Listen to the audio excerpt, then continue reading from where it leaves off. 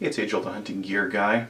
I got out hunting over the weekend and I wanted to talk about something that's a little bit near and dear to my heart, and that's face masks. Here in Canada it can get pretty cold. It'll get down to, it's pretty normal to get minus 20 Celsius when I'm out hunting. You can hunt without a face mask, but it's kind of one of those creature comforts that I've grown accustomed to. You know, if it's a little bit warmer, one of the ones I might use is this just plain old face mask. I think it's Primos or something that's got it. And this is something I'd wear when I'm bow hunting. It's kind of like the rest of my get up. It's kind of hard to get into place, but it's not bad. It's a really light material, so it's easy to hear kind of through it, and it's got good coverage. You know, in the fall I don't really worry about wearing a mask like this too much. If it gets a little bit colder than that, one of the first things that a Canadian will come to is what we call a toque, which I think the Americans call a knit woolen hat or something. I like to go with orange, especially like a really bright orange like this one, because if you're out hunting and walking around and you're at a distance and you don't wear any orange on you, you can look, I don't know, in the dusk, it's really hard to identify someone who's wearing like a really dark camo. But if they're wearing one of these blaze orange toques, it becomes pretty apparent, because this sticks out. Even at 300-400 yards, you can see this orange really easily, and it's super obvious that it's not a deer. It's a hunter walking around. So even if here in Alberta we don't have to wear like a full orange outfit, we're not just blasting everything out here. But I still like to wear this orange toque, even when I'm hunting on private land, just so that I don't get nailed by some guy driving by in a pickup truck and they think they see a deer in the middle of the field, right? So this is nice, but it offers no face protection, and that's kind of what I wanted to make this video about. One of the other ones, and this is a common one that you might see, is a full face mask. And I've got one in white because I've got like a white snow camo kind of pullovers that I use when it's really snowy, when there's drifts everywhere.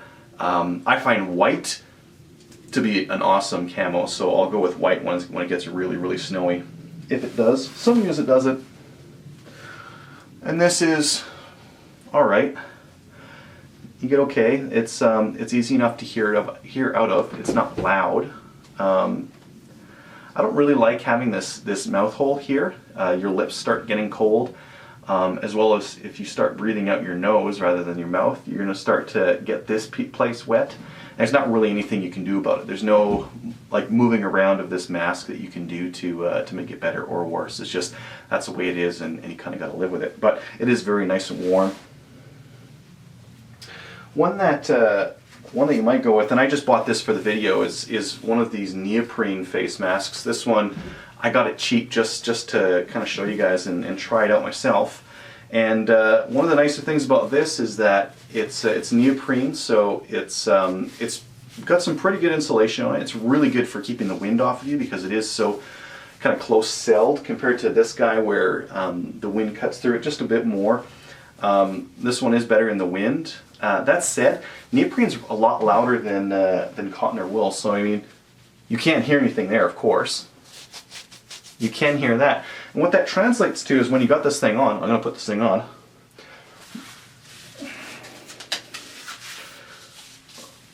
When you've got it on, it's actually making quite a bit of noise on the side here. And that's just from your ear moving around, it's just from adjusting your head, and it's very scratchy on the outside. And additionally, I got nothing on the top here, so I do have to combine this one with a toque. And the combination of this toque and this face mask is very loud, and it's very hard to avoid making that noise. One of the advantages of this guy is that it's a little bit better with moisture. It's really easy to wipe off afterwards. It still will get humid in here. If you breathe out your nose, it's a little bit better because there's a cutout for it on this guy. There are ear holes that are poked, but again, because it makes so much noise when it scratches against a toque or a hat, I don't really like this one if I gotta make a close shot, because if I gotta make a close shot, I need to be able to hear so I can locate where my game is and whether they're on my right or my left or behind me or where. And it's very difficult to do in a mask like this. The last one I wanted to show you guys was my favorite, and you can tell it's my favorite because it looks like it's been worn really badly, and that's because it has. I've had this mask for a long time. This one's reversible, so it's got orange and it's got green, so if it's still cold but I'm in an area where I don't think I'm going to see any hunters, I can go green. But usually I just leave it out to the orange just so, again, no one blasts me. And this is very similar to one of these guys, except it's got one big opening kind of at the top. When it's really cold, I can kind of pull it up. I still got a little bit of open area over here, and that's not the mask's fault. That's just me abusing this thing for years.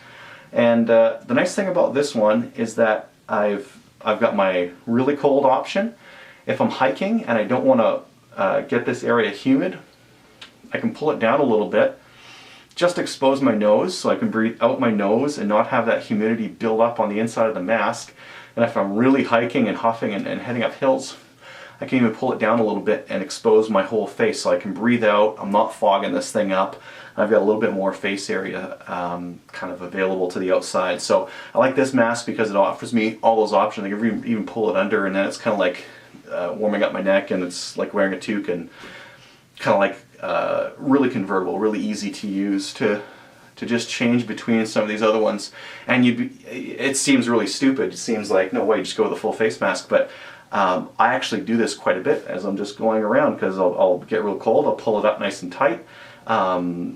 I'll be hiking and huffing and puffing, and I'll just pull it down, and that opens up my face. So this is my favorite face mask. But if I'm missing something, if there's some crazy face mask out there that I'm totally unaware of, let me know in the comments, because I want to see what else is out there and what else I'm missing out there. So thanks for watching. If you like it, subscribe, and I'll keep putting out hunting videos. Thanks.